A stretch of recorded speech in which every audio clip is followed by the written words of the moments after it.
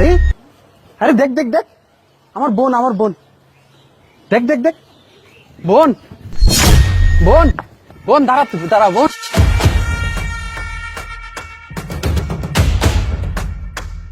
এই দেখো তো সবাই কাজ ঠিকঠাক মতো করতেছে কিনা।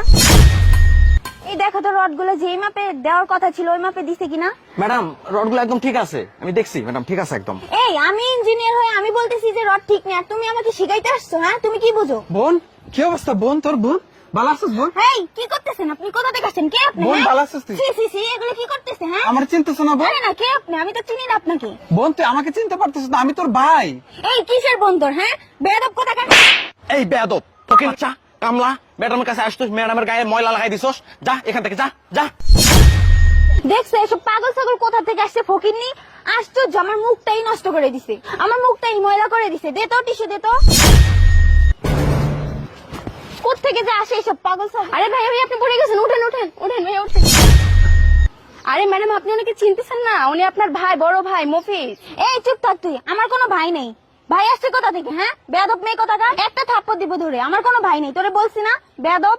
ম্যাম আপনি ওগুলো কি বলতেছেন? আপনি আপনার নিজের আপন বড় ভাইকে অস্বীকার করতেছেন, যে ভাই দিনমজুরি কাজ করে এত কষ্ট করে মাথার ঘাম পায়ে ফেলে আপনাকে লেখাপড়া করাইছে, আজকে আপনি সেই ভাইকে অস্বীকার করতেছেন? এই কিসের ভাই? আমার কোনো ভাইটাই নেই। এই মিঠুন, এই ফকিরনিটারে বলো নিজের কাজে যেতে, ঠিক আছে? আর এই মেহরুন শোন, তুই কাল থেকে আমার সাথে থাকবি না। তোর মতো মেয়ের আর আমার সাথে থাকার দরকার নেই, ঠিক আছে? যদি বেশি বাড়াবাড়ি করিস তাহলে তোর চাকরি থেকে আউট করে দিব। এই মিঠুন দাঁড়িয়ে দেখতেছো কি? বললাম না এই ফকিরনিটাকে ঘাট ধাক্কা দিয়ে বের করে দিতে। হ্যাঁ কি করছে আমারে? ময়লা টলা দিয়েছি। যা এখান থেকে, যা বেয়াদব কোথাকার, ম্যাডামের কাছে আসছিস, যা। ম্যাডামকে দেখলেই যা বেয়াদব, যা। সুন্দরী ম্যাডাম দেখলে কাছে আসতে ইচ্ছা করে না? নোংরা হাত দিয়ে ম্যাডামকে ছুঁইছিস তুই, বেয়াদব কোথাকার। সুন্দরী ম্যাডাম দেখলে গালে হাত দিতে ইচ্ছা করে। ভাই অনেক কথা বলছেন কিন্তু এই কথাটা ভালো বলেন নাই।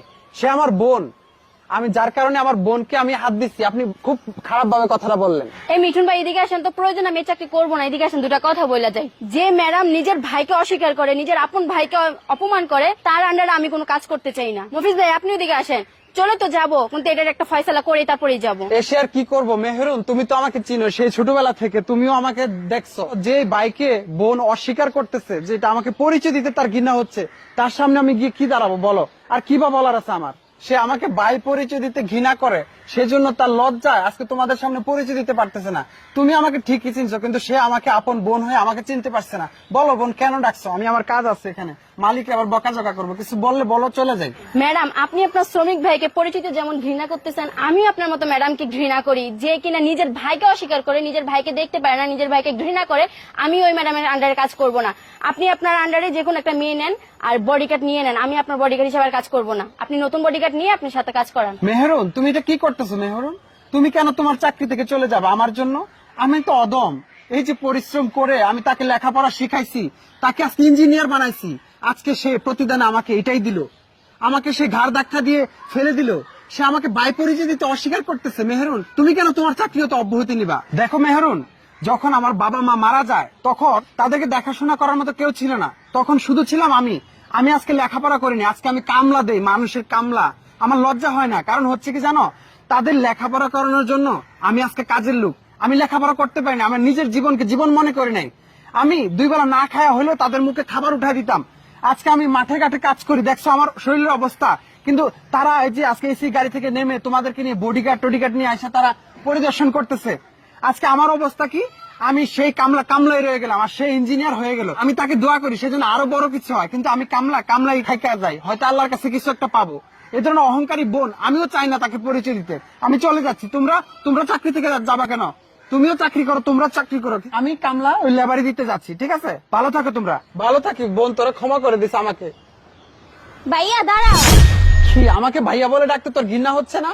কি আরো কোনো অপমান করার বাকি আছে? বল, আর কি অপমান করবি বল, মাথা পেতে নেবো সকল অপমান। ভাইয়া প্লিজ আর বলো না, আমি আমার ভুলটা বুঝতে পারছি। আমার সম্মানের দিকে তাকিয়ে আজকে তোমাকে অনেক অপমান করছি, আমাকে মাফ করে দিও ভাইয়া। মেহেরুন তুমি আমাকে ক্ষমা করে দিও, তুমি চাকরির কথা চিন্তা না করে আজকে আমার ভাইকে তুমি সম্মান করেছো। ভাইয়া প্লিজ তুমি আমাকে মাফ করে দাও, আমার ভুলটা আমি বুঝতে পারছি। আর আজ থেকে তোমার কোনো কাজ করতে হবে না, এখন আমি বড় একটা ইঞ্জিনিয়ার হয়েছি, আর আমার অনেক বড় বাসা পড়ে আছে, ওইখানে তুমি থাকবা। আজকে থেকে তোমার কোনো কাজ করতে হবে না। ভাইয়া প্লিজ কেঁদো না ভাইয়া, মাফ করে দিও আমাকে। ভাই আপনি আমাকে ক্ষমা করে দিন, আমিও আপনার উপর না বুঝে অনেক মারধর করছি। ভাইয়া চলো, আজ থেকে তোমার কোনো কাজ করতে হবে না, ঠিক আছে? এখন থেকে তোমার বোন একটা বড় ইঞ্জিনিয়ার, এখন থেকে তুমি আমার বাসায় থাকবা, খাবা, ঘুমাবা, কোনো টেনশন নেই। আচ্ছা চলো।